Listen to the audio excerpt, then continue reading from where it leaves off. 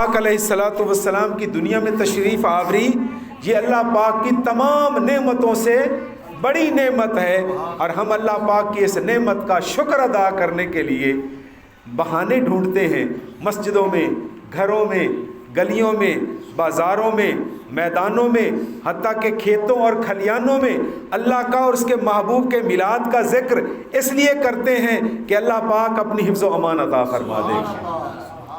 جس جگہ سرکار کا میلاد پاک پڑھا جاتا ہے، اللہ پاک کی رحمتیں اس جگہ پر مسلسل برسنا شروع ہو جاتی ہیں، اور دوسری جگہ پر اللہ پاک نے اپنے محبوب سے خود ارشاد فرمایا سورہ والضحیٰ کے آخر میں، وَأَمَّا بِنِعْمَةِ رَبِّكَ فَحَدِّثْ، اور اپنے رب کی نعمت کا خوب چرچا کرو۔ نبی پاک علیہ الصلوۃ والسلام کو حکم ہو رہا ہے، اور حضور نے بھی پھر اللہ کی نعمتوں کا، اس کی رحمتوں کا قدم قدم پر سرکار نے چرچا فرمایا، اور موقع موقع پر، ہر موقع پر اللہ کی بارگاہ میں دعا عرض کی۔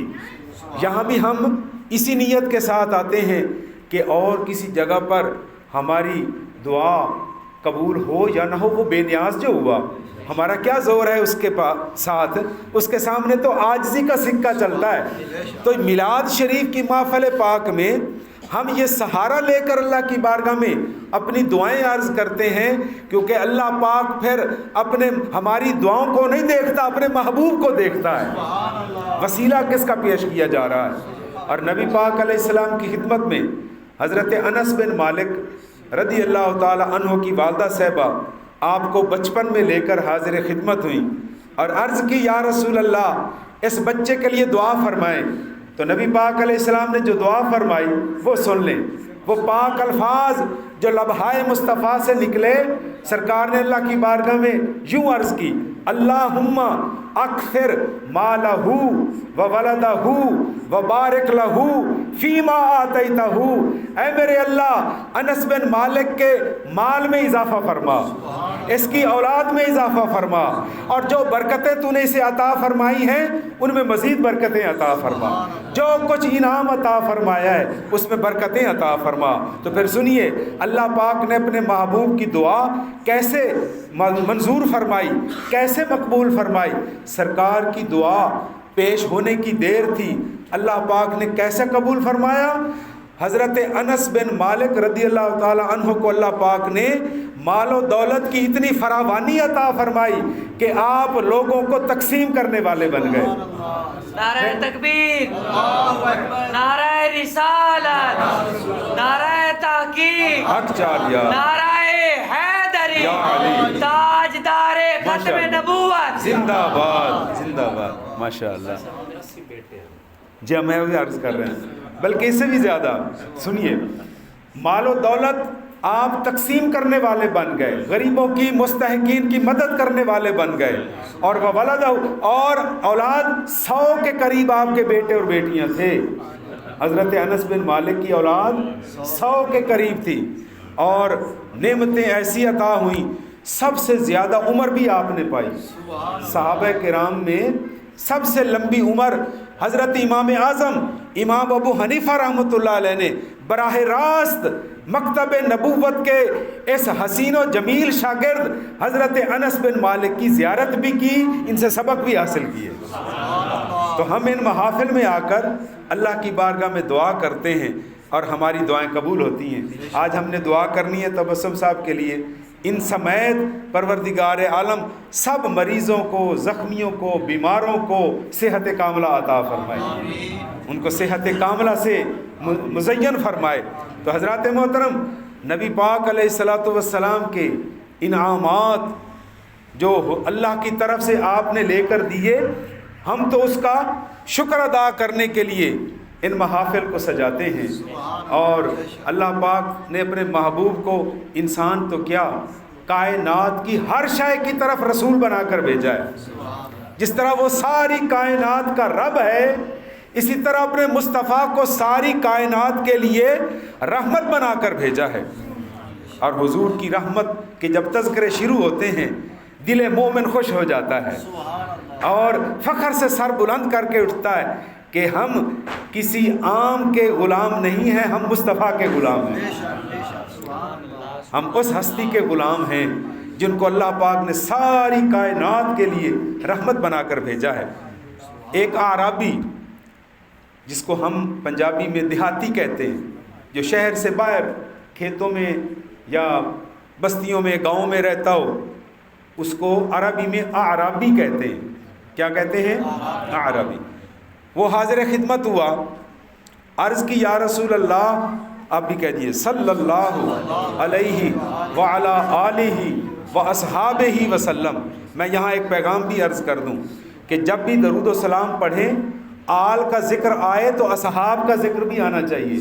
کیوں کہ آل بھی شان والے، اصحاب رسول بھی شان والے۔ آل رسول کو بھی ہمارا سلام اور اصحاب رسول کو بھی ہمارا سلام۔ تو جہاں بھی موقع ملے، جہاں امام حسین پاک کا ذکر کیا جائے، وہاں میں اپنے نعت خوان دوستوں سے، نقیب محفل سے بھی عرض کرتا ہوں کہ جہاں امام حسین کا ذکر ہو، وہاں امام حسن کا بھی ذکر ہو، کیونکہ اگر حسین شان والا ہے تو حسن بھی شان والا ہے۔ وہ بھی علی کا خون، یہ بھی علی کا خون۔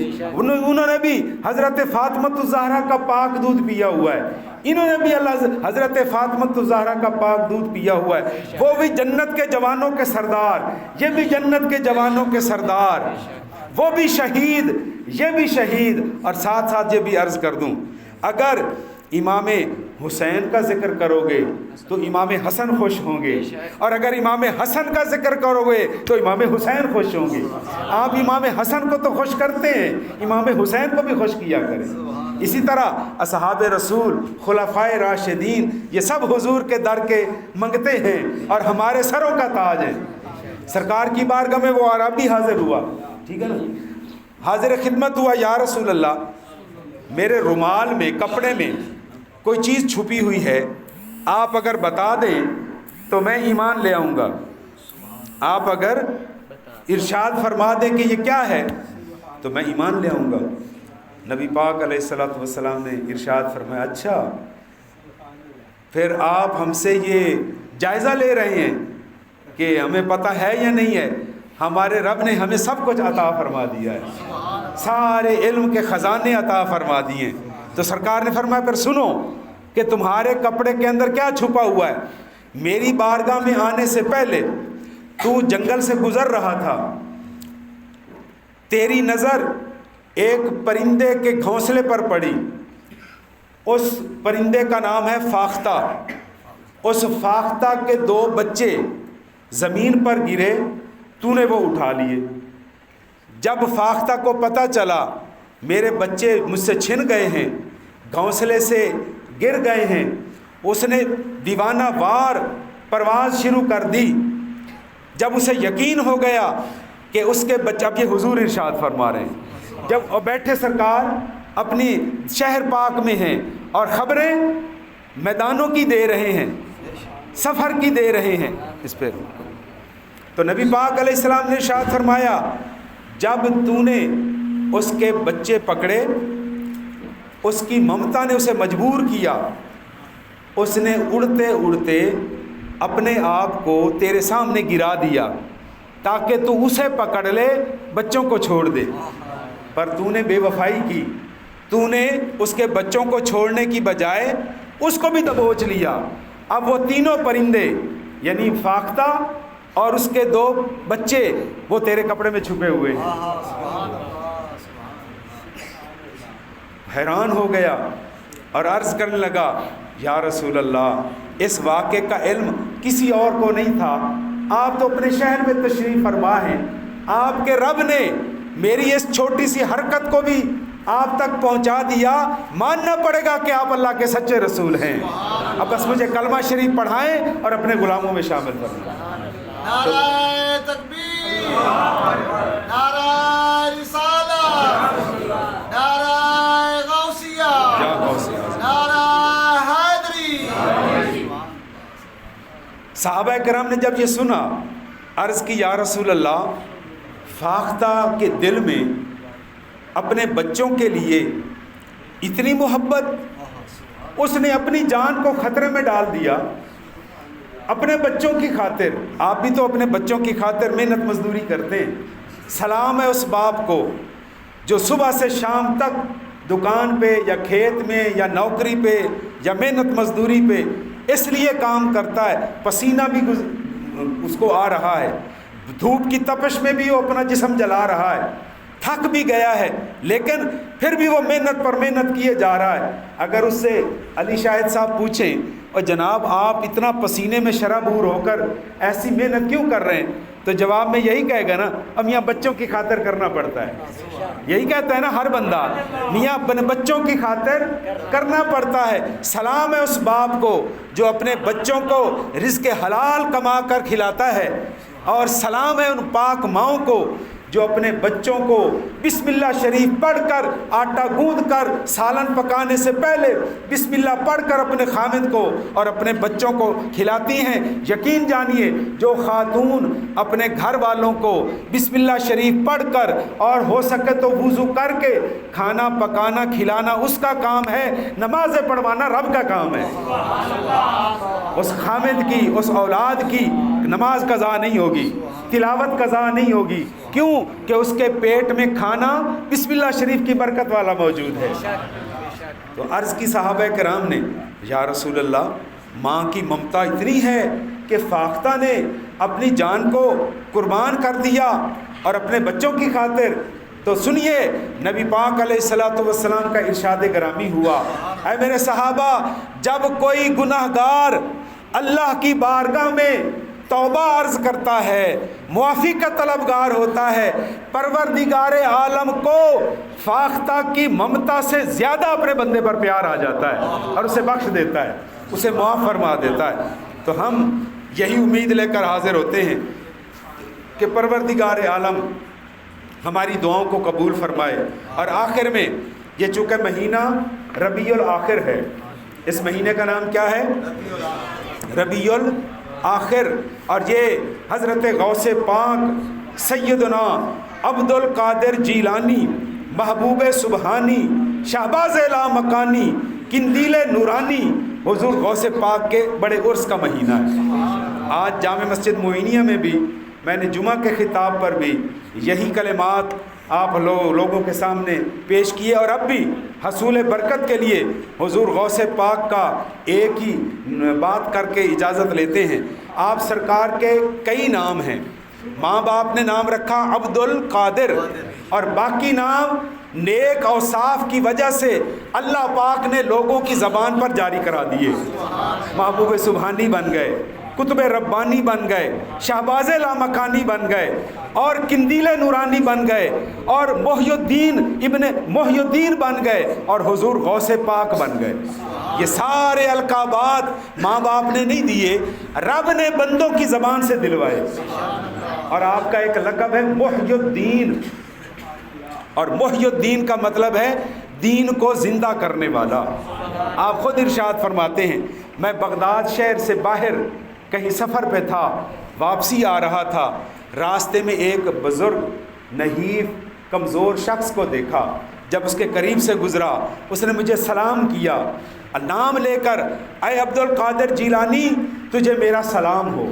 آپ رک گئے، کہا میں نے بزرگوں آج سے پہلے آپ کو کہیں دیکھا نہیں۔ تو آپ نے ارشاد فرمایا، اس درویش بزرگ نے ارشاد فرمایا، اے عبد القادر جیلانی میں کوئی غیر نہیں ہوں، تیرے نانے کا دین ہوں، دین مصطفی ہوں، دین اسلام ہوں۔ لوگوں نے میرے اوپر عمل کرنا چھوڑ دیا ہے، میں کمزور ہو گیا ہوں، رب نے تیرے ذریعے مجھے زندہ کرنا ہے، اور آج کے بعد تیرا نام محی الدین رکھ دیا جائے گا، تو دین کو زندہ کرنے والا ہے۔ اور آپ فرماتے ہیں جمعہ کا دن تھا، جمعہ کی نماز ادا کی جامع مسجد بغداد میں۔ نماز کے بعد ایک بزرگ ظاہر ہوئے، انہوں نے اپنا جوتا اتار کر کہا، عبد القادر اس جوتے کو پہن لو۔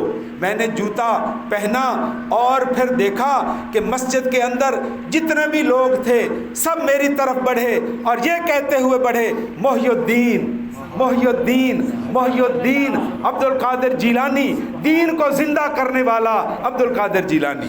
اور پھر آپ نے دین کو ایسا زندہ کیا، کیونکہ آپ امام حسن اور امام حسین کی اولاد پاک میں سے ہیں، اس لیے دین کو ایسا زندہ کیا کہ آج بھی ان کی سخاوت کے چرچے ہر कमरी महीने चांद वाले महीने की 11वीं तारीख को कोई देखना चाहे तो देख सकता है कि हुजूर गौसे पाक की याद में लोग पानी तो क्या दूध तकसीम करते हैं, और अमीर उस दिन पैसे लेकर दूध से दूर रहते हैं। गरीबों को अल्लाह पाक गौस पाक का सदका दूध से माला माल फरमा देता है। ये आपकी सखावत का बरकतें हैं। अल्लाह तबारक व तआला मेरे इन्हीं कलिमात को अपनी बारगाह में कबूल व मंजूर फरमाए, और सरकार की बारगाह में भी सलाम हमारा पेश खिदमत है, कबूल हो, और हुजूर गौसे पाक की खिदमत में भी हमारा सलाम कबूल व मंजूर हो।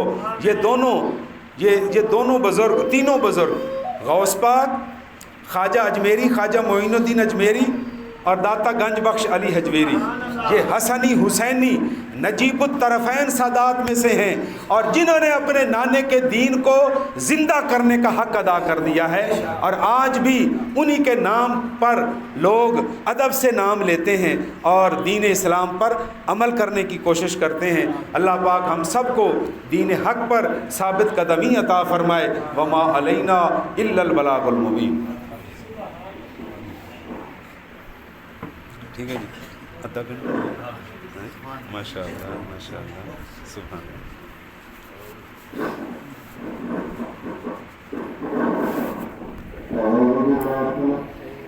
अल्लाह।